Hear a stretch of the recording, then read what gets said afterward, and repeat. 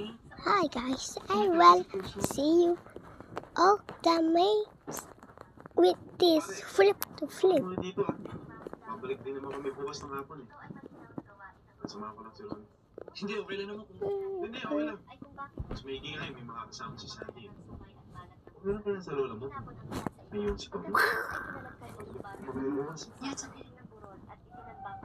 Ibuhos ang gasolina at Guys, sorry ha. matinding sumiklab ang apoy na may Okay lang. pagtanto ni Ingat Pablo lang, ingat. na may mali. Okay. Uli-uli na upang Bahala sa kanila.